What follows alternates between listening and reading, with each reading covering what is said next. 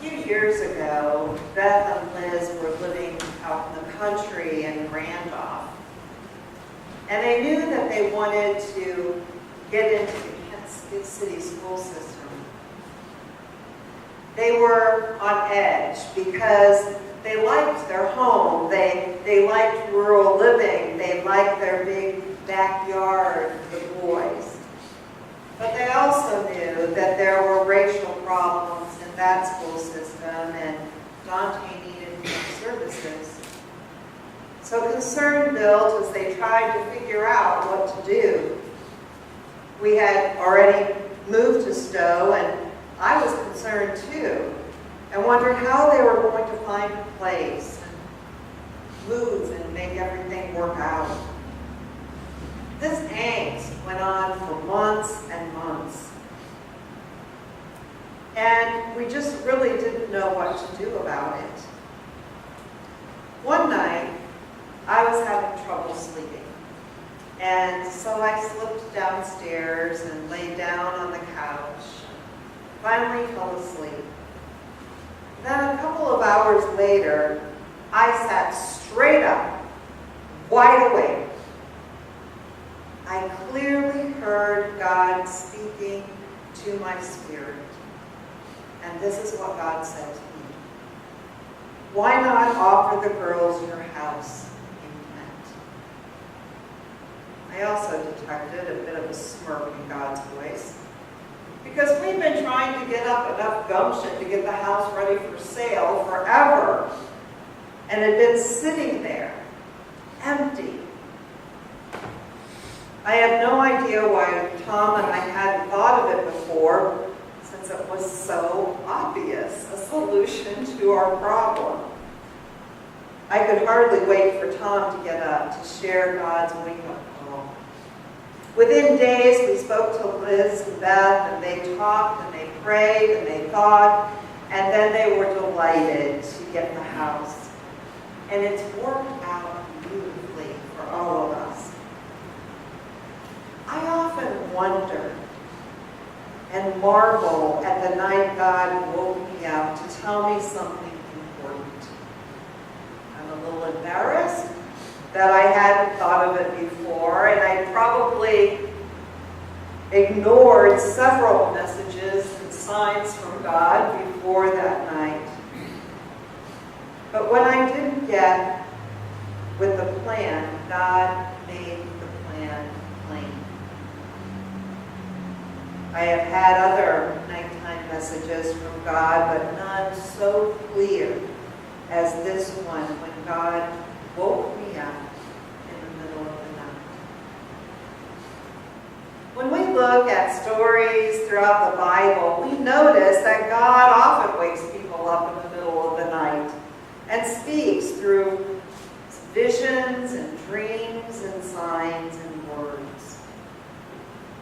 And the calling of Samuel to be a prophet and a judge happened when he was quite young, a boy really, and it happened in a way that spoke to him from his sleep and woke him 3 times.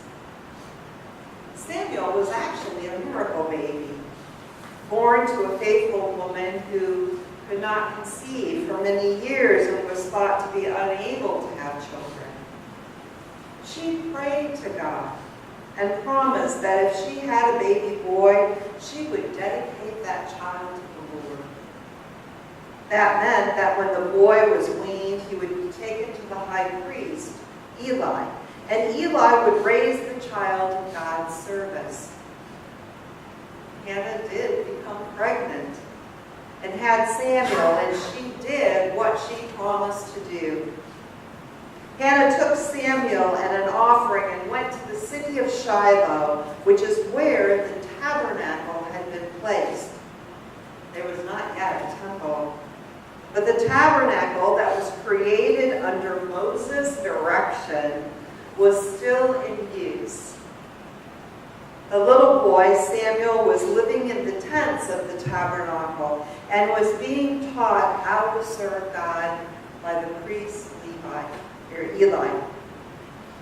Samuel slept in the most important tent of all, the tent that held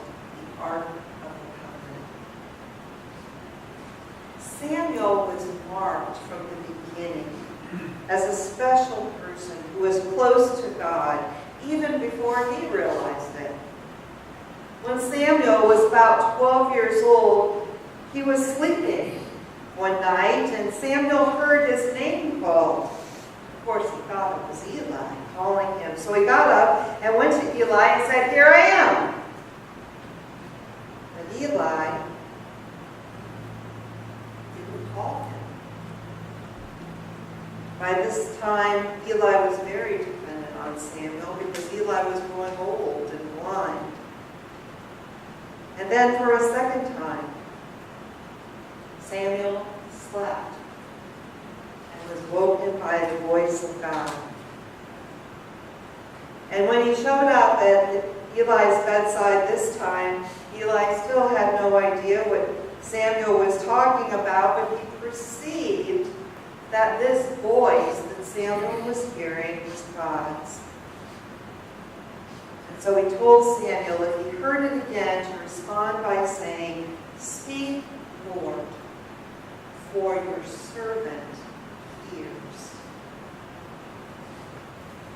At that time, Samuel got an earful from God. Most of it had to do with the downfall of Eli, his teacher, a man who loved him, cared for him. And the downfall of Eli's house, because Eli's kids were incredibly corrupt. And since Eli didn't do anything about it, Eli was corrupt too. The Hebrew describes the sons as worthless scoundrels. This must have been difficult news for Samuel to hear. And it marks the moment when the relationship between Samuel and Eli changes. Samuel now comes to power, and Eli loses his power.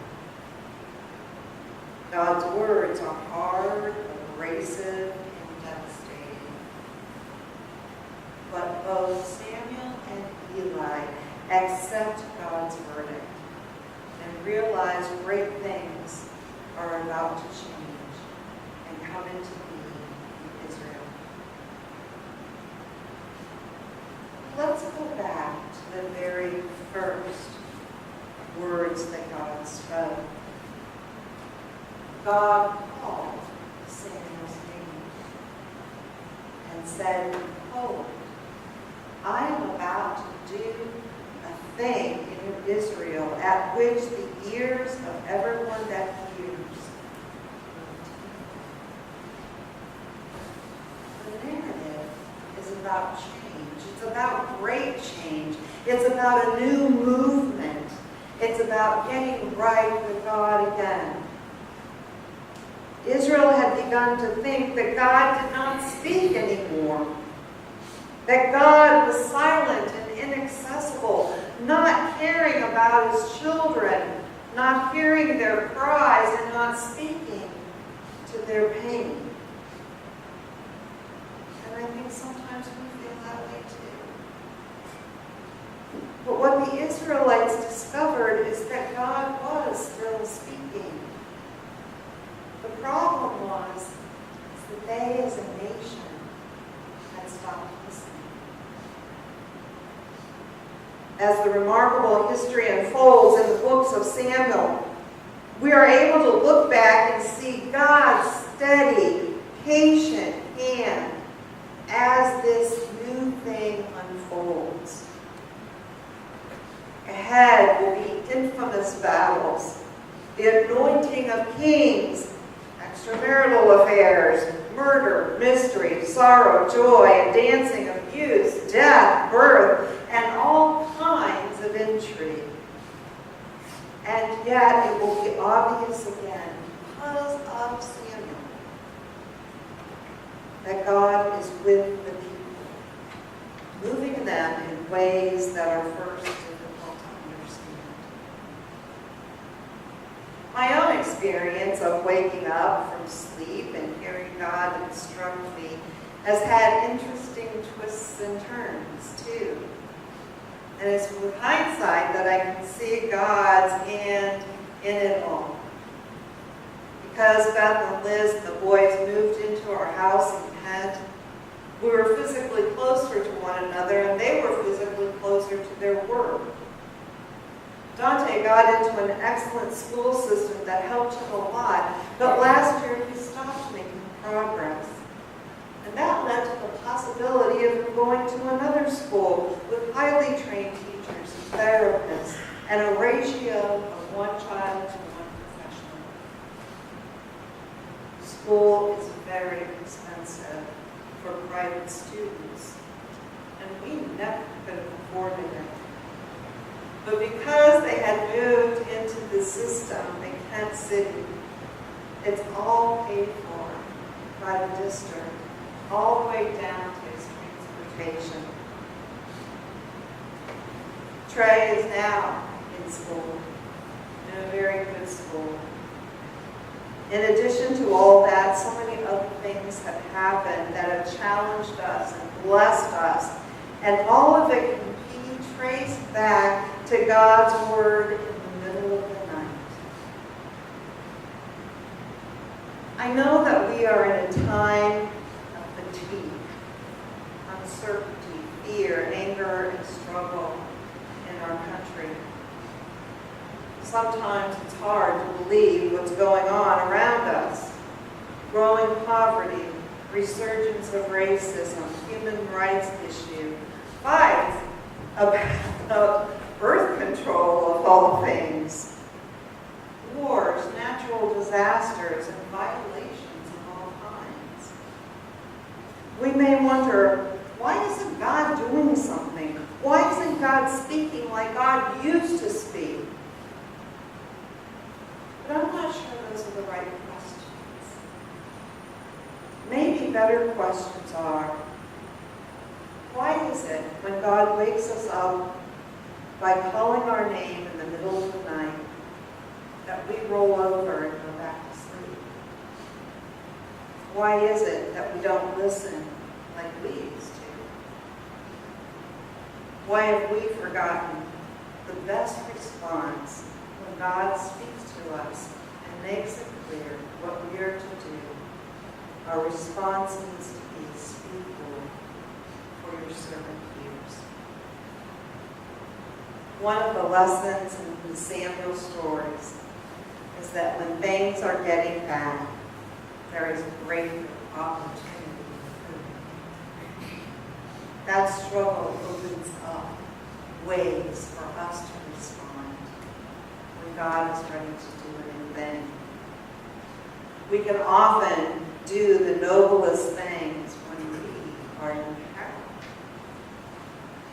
Sometimes it is precisely in the dark of night that God wakes us up and tells us